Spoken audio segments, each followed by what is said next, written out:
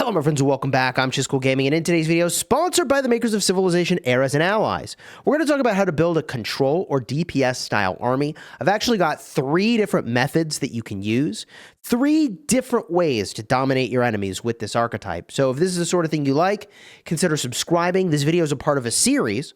Previously, I covered how to make a survival style army. You want to tank your way through lots of damage and outlast the enemy.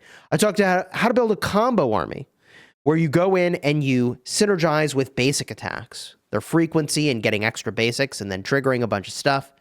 And today we're going to control our enemies and smash them with damage, among a few other strategies that fit this broader archetype of control or DPS, or really often a combination of both.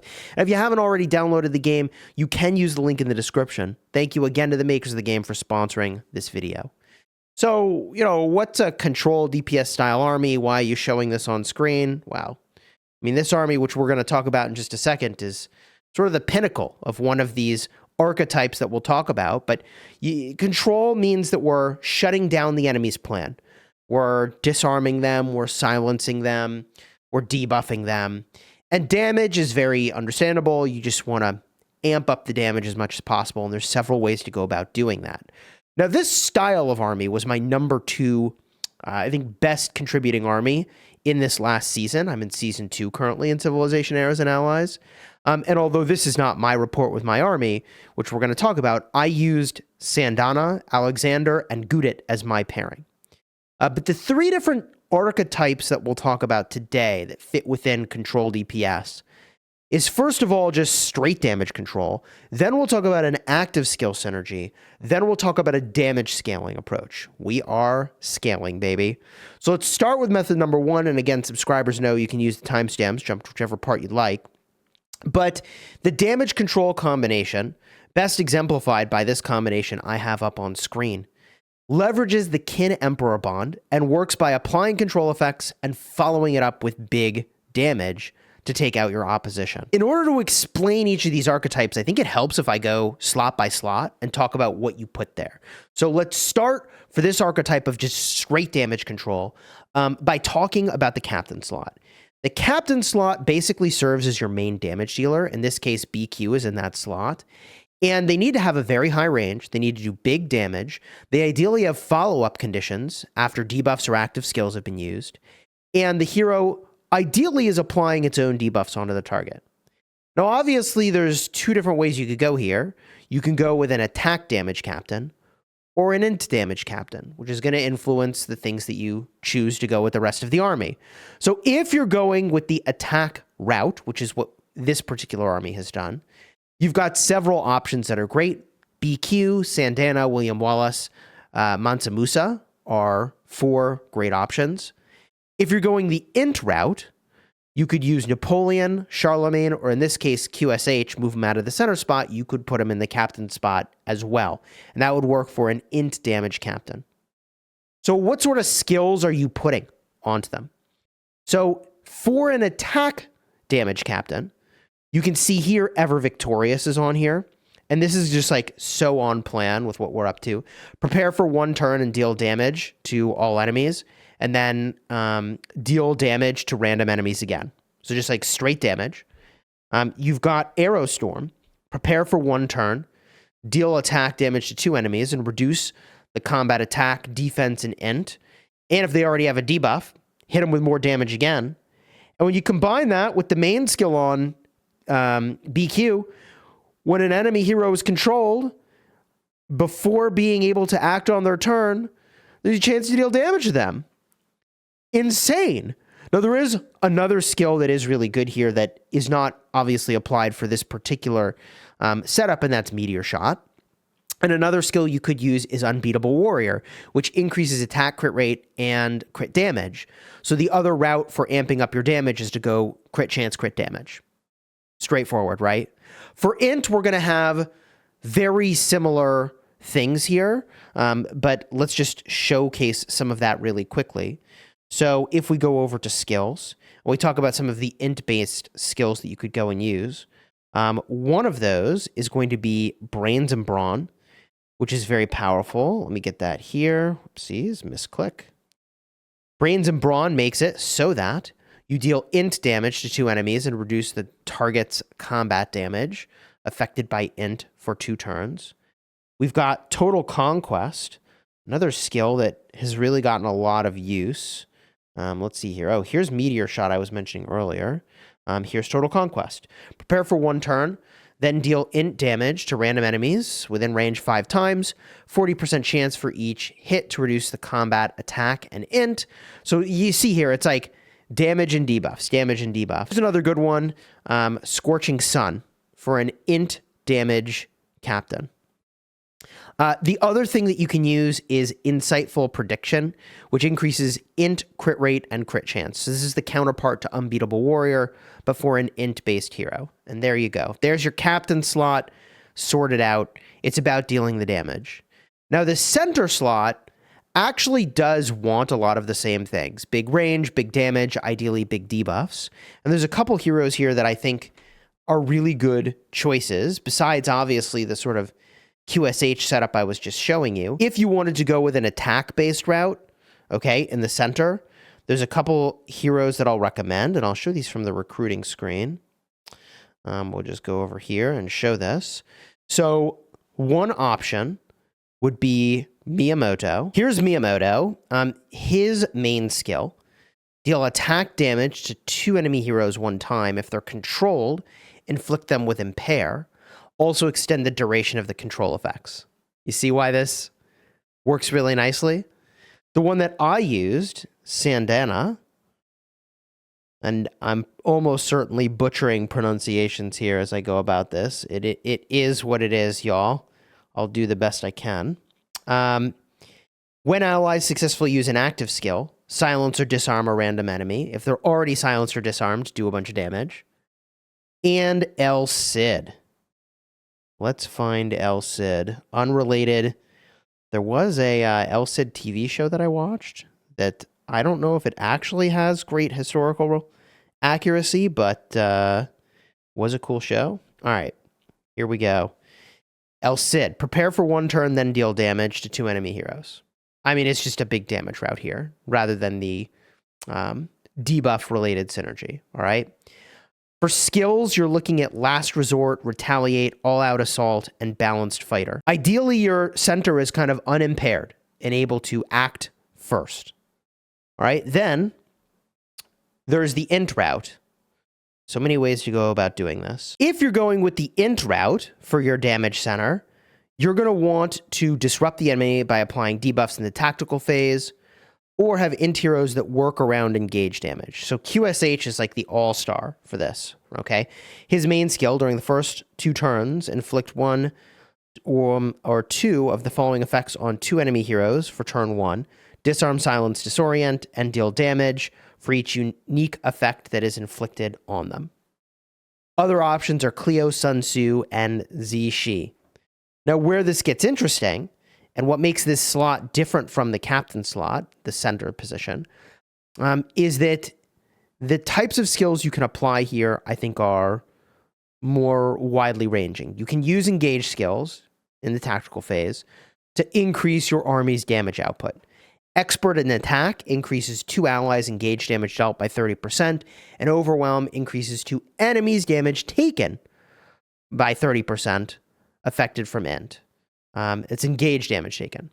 So by combining both of those, you actually have a 60% damage swing at the start of the battle, allowing your captain to eliminate enemy armies much faster. It is a really powerful skill combination that you can do on an int army.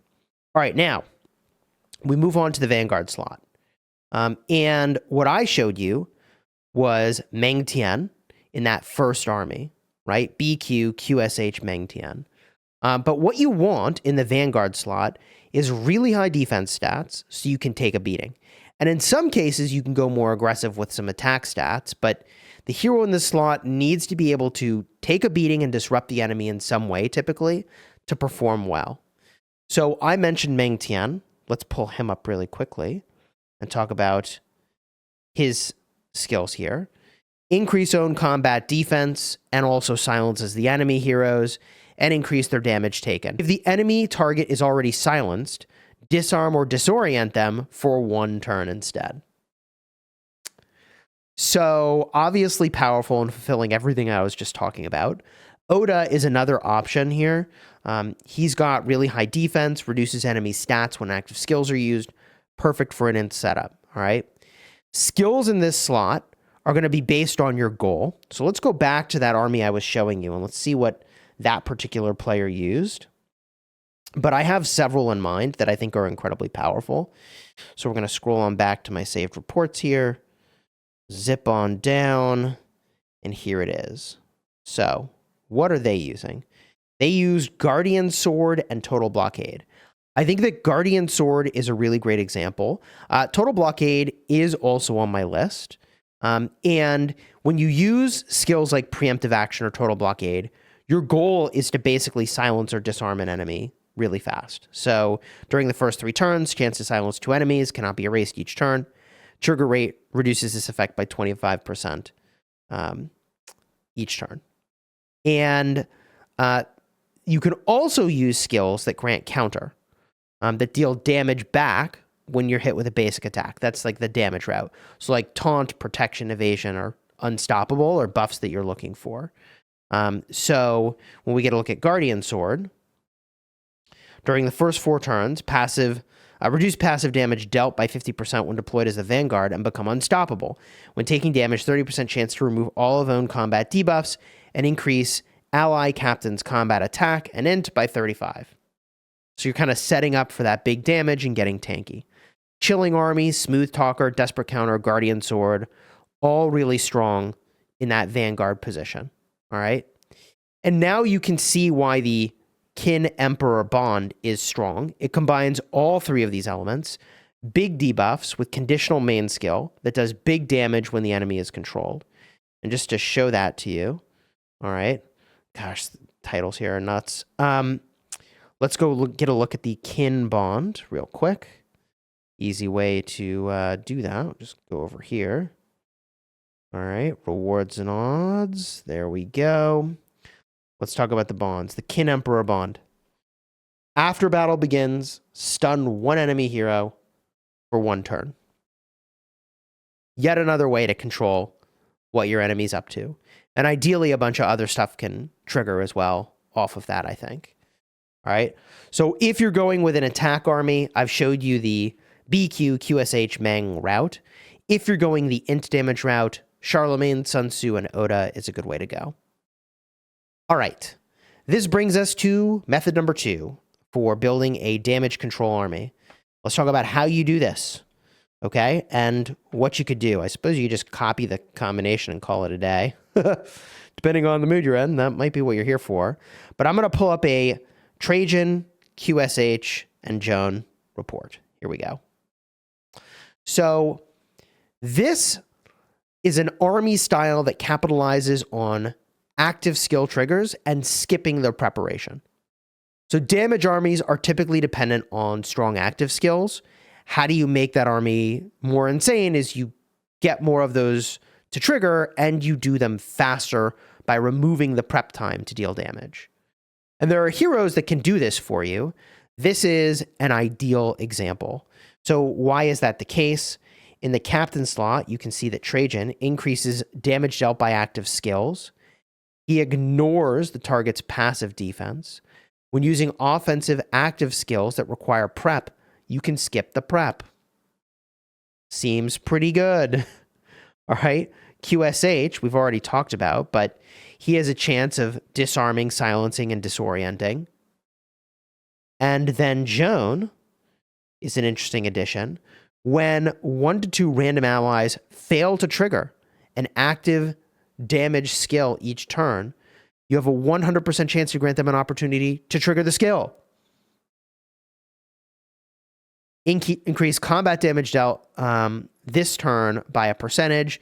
When 2 allies deal active skill damage, reduce their target's combat damage by 15% for 1 turn. So you can see why this is like a really crazy army. You're moving all in on powerful active skills and making them go faster. So some options in the captain slot here will be Alexander, William Wallace, Charlemagne, Napoleon. in addition to obviously Trajan here, who I'm showing. The skill recommendations we're going to make here are actually same to the prior army type, but I want to add in rigorous tempering. Okay, rigorous tempering gives, and by the way, you can see like they're also using Ever Victorious and Aerostorm, which we were talking about earlier. But rigorous tempering gives you fortitude, which for each active skill equipped on the hero, stacking up to 60%, fortitude makes you immune to control effects. Great against enemies that use total blockade or engage control heroes like QSH. In the center slot for this army, you have several kind of objectives. You could go with int-specific heroes that help you trigger your active skills faster. You can go for heroes that apply control effects after active skills are used, or you can go for another damage dealer to stack, more active skills for additional triggers. And some examples of who you could use in the center, or honestly the Vanguard. We've got Joan, who in this particular configuration was the Vanguard. You've got Queen Gudit. You've got Teho, who's similar to Trajan. You can skip active skill preparation when using another active skill. Really gross. Skills for either of those slots, you could look at engage damage skills, engage debuffs. You could even do healing-based int for a little bit of sustain. And in Season 3, apparently there's something called Formidable Force, which is going to be really perfect for these heroes. If you wanted to go with a more controlling route, Sandana or Miyamoto are who I'd recommend. And if you wanted to go a pure damage route in the center, El Cid is who I'd recommend. And we've sort of looked at their skills earlier in this vid, so we'll kind of leave that there. But to give you just a few army examples that do incredibly well, you've got Trajan QSH Joan, great example. William Wallace El Cid Joan, Sandana, Alexander, and Gudit. This is what I used as my second army this season. Wallace, Joan, and Miyamoto, and Napoleon, Teho, and Meng. All right, they are using lots of active skills and reducing the prep time, and synergizing with active skill use. The third type of damage army that we need to talk about is going to be a scaling method. There's a couple options that work really, really well. Pericles, Cleo, and Mark Antony, and I have an example of this that I'll pull up.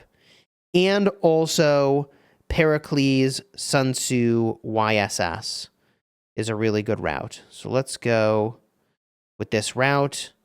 This is our Pericles captain over here. All right. So this is the Pericles, Cleo, Mark Antony version that I'll show on screen here. But a damage scaling army revolves around basic attacks and counterattacks. And some heroes scale based on how many hits your army deals during the fight. Two notable heroes, of course, are Pericles and Sun Tzu. And the trick with this army is to use vanguards that deal attack damage back to the enemy after getting hit, specifically skills that'll give you counter after being hit with a basic attack, deal attack damage back to the enemy, or protection. The protector takes enemy basic attack damage on your behalf. It's the combination of these things that let you consistently ramp up the damage stacks and deal consistent damage throughout the course of the fight, while also having an ample amount of sustain. So let's break this example down. We're going to start with the captain slot. Pericles is always used as the captain in this ramping style army. This is because his main skill, when allies deal damage to enemies, a total of 5 times, you deal attack damage to 2 random enemies and cause them to revolt. Now, revolt makes it that when dealing attack damage to targets with statuses, you recover your own troops. So this is how you get sustained. You make them revolt, and then you hit them and recover. When affected enemies take damage, the attacker recovers troops. Right there on the screen, actually. Some skill examples that you would typically pair here would be Unexpected Counter and Unbeatable Warrior, and also Meteor Shot. You can see they used Unexpected Counter. When 2 allies deal damage, 100% chance to increase combat damage taken by the target, stacking up to 5 times, lasting the whole battle. And Unbeatable Warrior, increase passive attack crit rate and crit damage dealt. In the center slot, there's 3 int heroes you could use in this scaling style army. There's Sun Tzu, Cleo, who's pictured here, and then Caesar, who is a peerless hero, much more difficult to obtain. Now, like Pericles, the hero that's in this slot, their goal is to scale with the number of hits your army deals. These heroes also act as kind of like an engage support by providing sustainability and healing.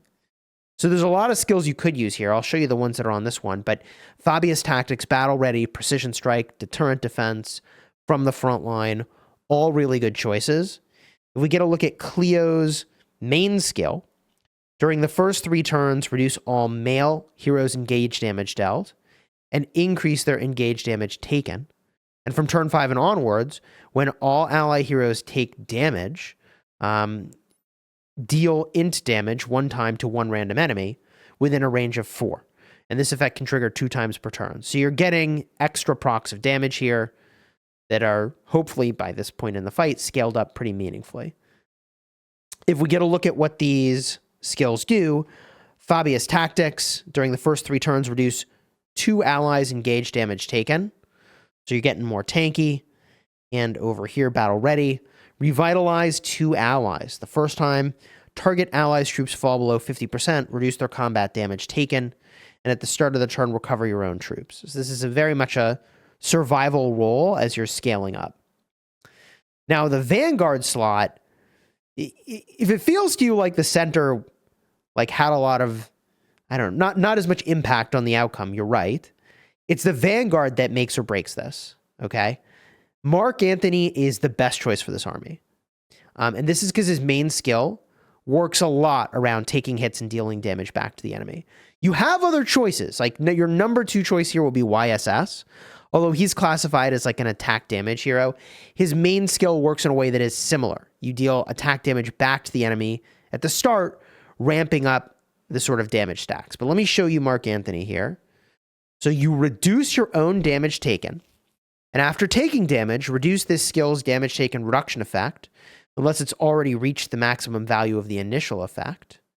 And for every 3 instances of damage taken, you deal damage to 1 enemy within a range, and during the first 3 turns, when an ally takes skill damage, you have a 50% chance to take that damage on their behalf. So this is also kind of scaling based off of instances of damage taken and protects your allies as you take that damage across your armies, which is pretty nice. There's other heroes that can work here, like Ryu and Sejong, but let's talk about the skills that go with this. City Garrison is just absolutely busted. Desperate Counter is very strong. Also, Counteroffensive is a skill that works. So to show you these examples, during the first 4 turns, City Garrison protects all allies. Also, you gain Evasion, a chance to gain damage immunity. And when you're hit with basic attacks, you have a chance to heal a random ally. Amazing. Desperate Counter. You gain Counter. This is what we were talking about. After being hit with a basic attack, you deal attack damage to the attacker once, which is major. This stacks up to 10 times. When being hit by a basic attack, deal attack damage to the attacker. Yeah, there it is. Major, right? So you can see how this kind of all comes together, right?